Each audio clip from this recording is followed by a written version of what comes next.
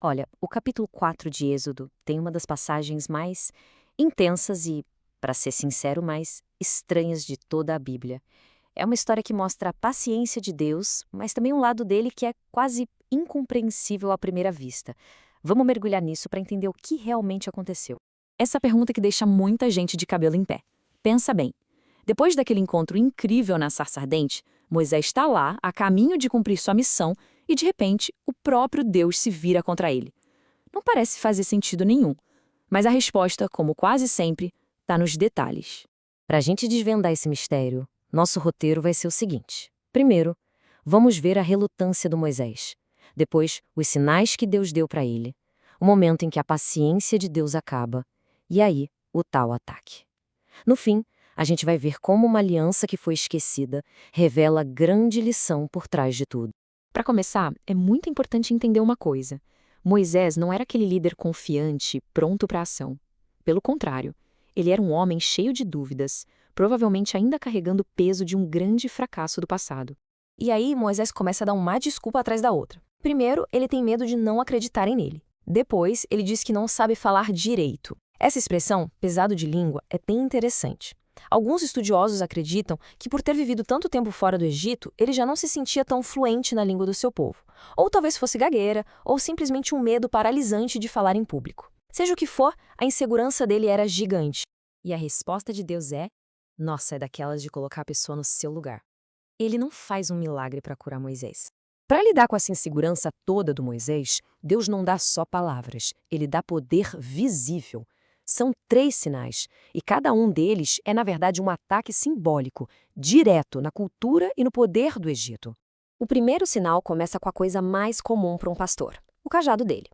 Mas, nas mãos de Deus, essa ferramenta simples vira uma arma teológica poderosíssima. E aqui a gente entra numa briga de símbolos muito profunda. A serpente não era um bicho qualquer para o Egito, era o símbolo máximo da autoridade do faraó, que ele usava na coroa. Quando Deus transforma o cajado de um pastor numa serpente, ele está dizendo visualmente: sabe essa autoridade que vocês tanto temem? Ela é minha. É uma provocação direta. O segundo sinal já é bem mais pessoal e, para ser honesto, bem mais perturbador. Agora, o sinal é no próprio corpo de Moisés. A lepra naquela época não era só uma doença, era um carimbo de impuro que levava à exclusão total da sociedade.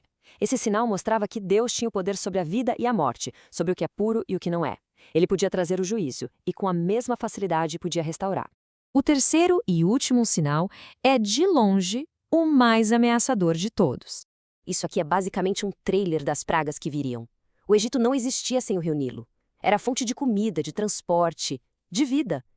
O Nilo era quase um deus para eles. Ao transformar a água do Nilo em sangue, Deus não estava só fazendo um milagre.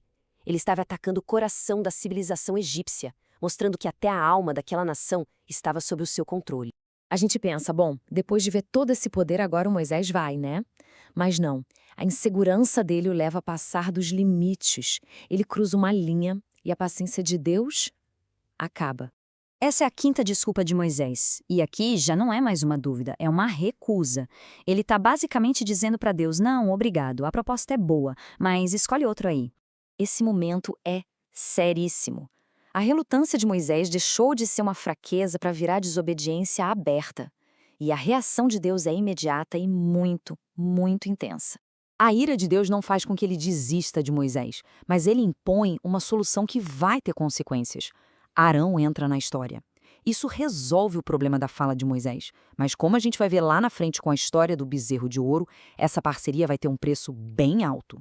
E agora a gente chega no coração do mistério.